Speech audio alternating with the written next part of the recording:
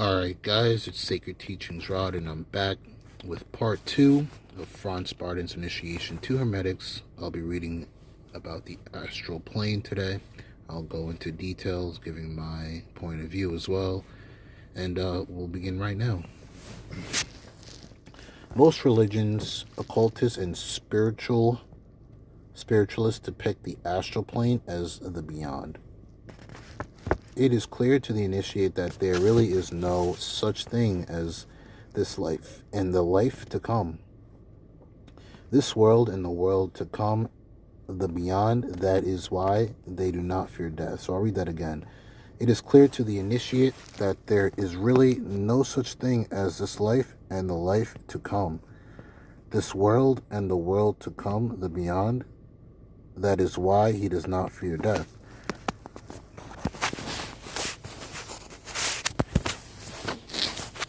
Because this concept is foreign to him. If the connecting substance between the physical body and the astral body dissolves through the decomposing activities of the elements or through a sudden severing of the astral matrix, what occurs is what commonly called death, which in reality is only a transition from the earthly world to the astral world. So he's stating, when the astral matrix disconnects, you could call that the spiritual umbilical cord or the astral cord, or, essentially he calls it the astral matrix, which is, connected to the physical body, then to the astral body, then to the mental body.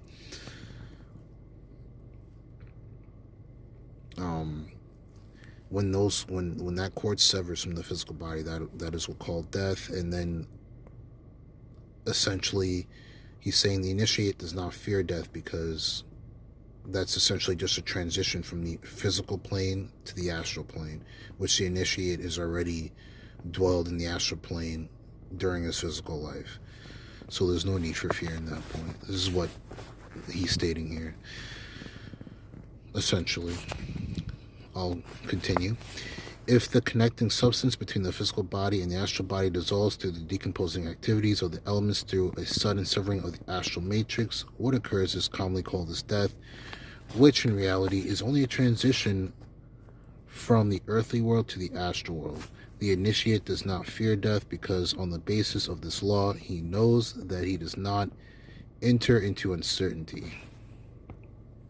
Okay? By mastering the elements, he can, besides many other things, achieve a loosening of the astral matrix and thereby accomplish a spontaneous separation of the astral body from the earthly shell. So he's saying by loosening the astral matrix, you'll be able to perform spontaneous astral projections. This will enable him to visit the most remote regions and proceed to the various planes, and like with his astral body. So he's saying you'll be able to travel onto various planes, different planes of existence. You'll be able to go to remote regions on the earth, wherever, essentially, and you can, because I'm experiencing astral projection myself, and this is all fact here. This is all fact, and I've experienced it for myself. So we'll continue here. Within this phenomena, we will find the positive clarification of stories wherein some saints were not only seen at the same time, but in different places, but were even seen working at those very places. The astral plane has different kinds of inhabitants.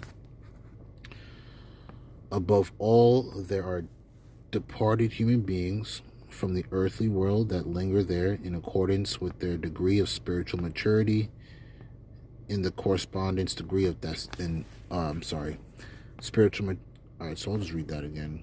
The astral plane has different kinds of inhabitants. Above all, there are departed human beings from the earthly world that linger there in accordance with their degree of spiritual maturity in the corresponding degree of density. Okay, so he's saying the astral plane has has many inhabitants, elementals, spirits, departed human beings, pure elementals, elementals that belong there, that live there only, that reside there. I'm sure animals as well. Excuse me.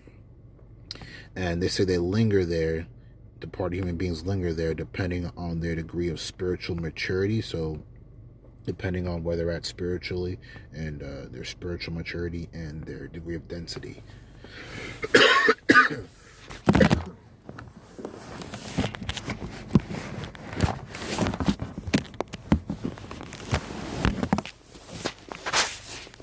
Okay, excuse me. Sorry, guys. All right, in accordance with the various religions, this is depicted as either heaven or hell, yet the initiate perceives this as merely a symbol. The more perfected, noble, and pure a being is, he will therefore reside in a much purer and finer degree of density.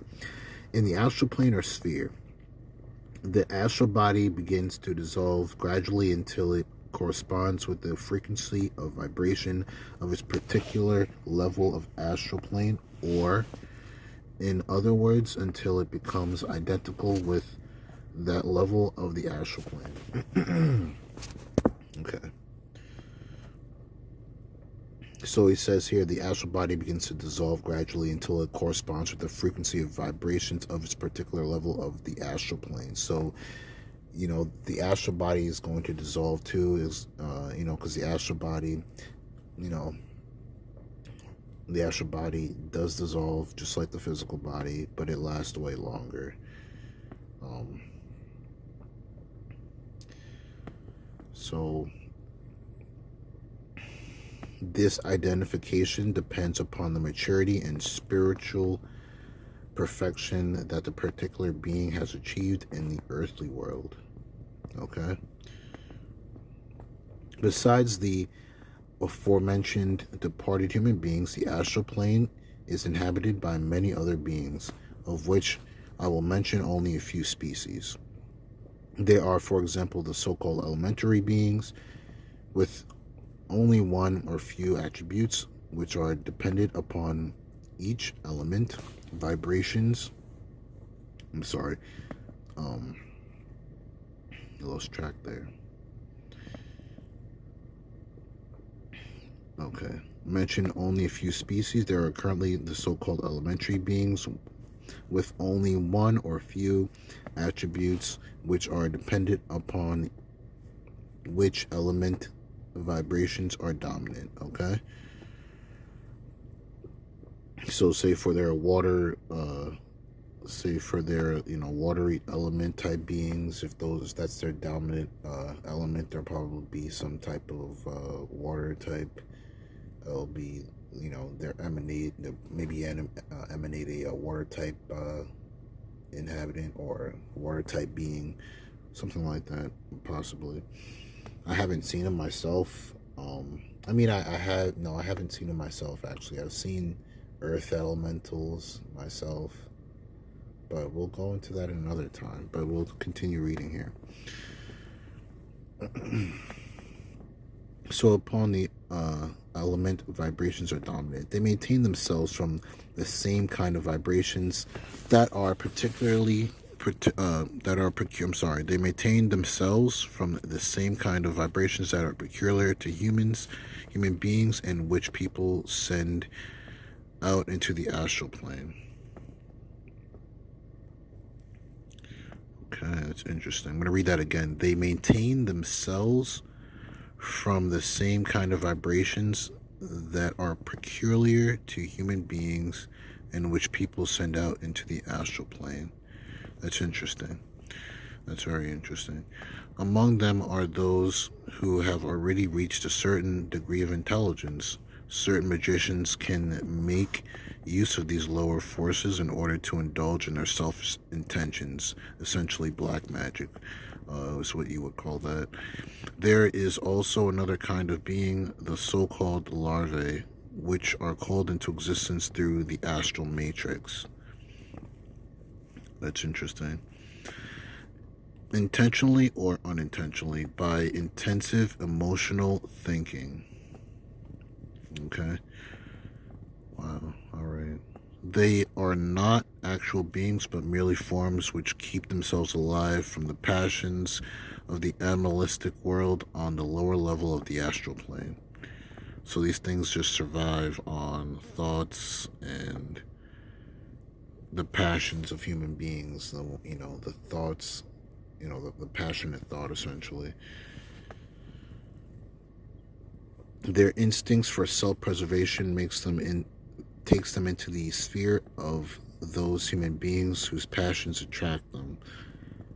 So they want to live. These things that are not essentially the larvae, they want to live. Essentially, they're not, they're not individual human, they're not individual beings, but they have self-preservation. They want to live. So essentially, they feed off passions that human beings fantasize upon, and that's how they thrive. That's how they self-nourish themselves. That's how they keep themselves alive, essentially, without decomposing.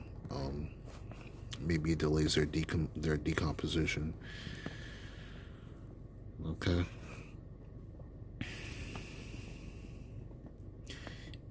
Alright, they attempt to awaken and call forth directly or indirect the passions which lie dormant in the human being. Should these forms be successful in enticing the individual into a passion which is to their liking, then they nourish, maintain, and straighten themselves from the emanation which this passion brings forth from this person. So that's interesting, especially when you look into serial killers. When you look into serial killers, it makes me think, was that person taken over by a larvae, or it could be some type of elemental or some type of force on the astral plane that took hold of that person and put this passion into them, or maybe they have similar passions and they was able to manipulate. It's very interesting. So we'll continue here. Should these forms be successful in enticing the individual to a passion which is to their liking, then they nourish, maintain, and straighten themselves from the emanation which this passion brings forth from this person. One who is laden with many passions brings with them a host of larvae into the lower sphere of the astral plane, and a big struggle ensues with these larvae. Wow.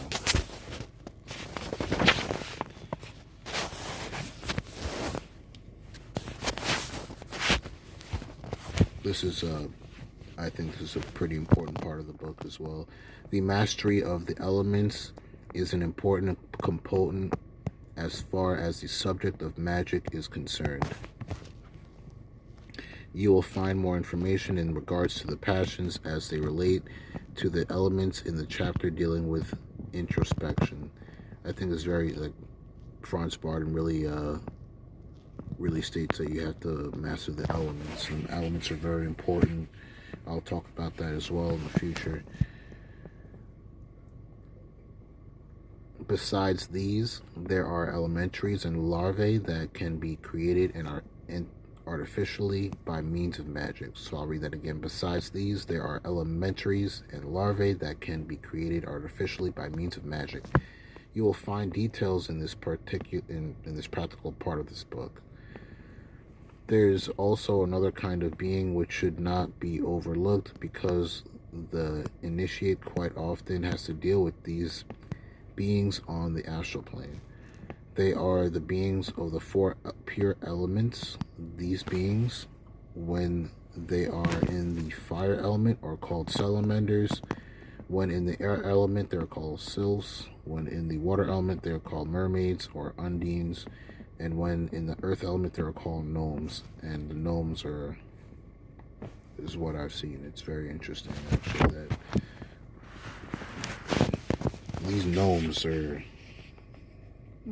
definitely exist, and it's very interesting that I keep coming across that. So these beings represent, so to speak, the connection between the astral plane and the earthly elements.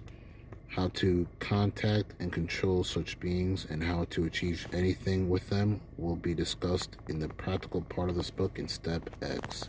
So I'm going to stop here, guys.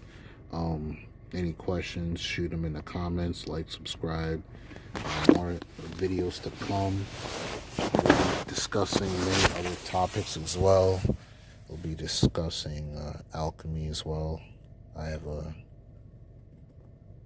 some information on herbal alchemy I'd like to share as well. So like, comment, subscribe, and we'll see you guys soon.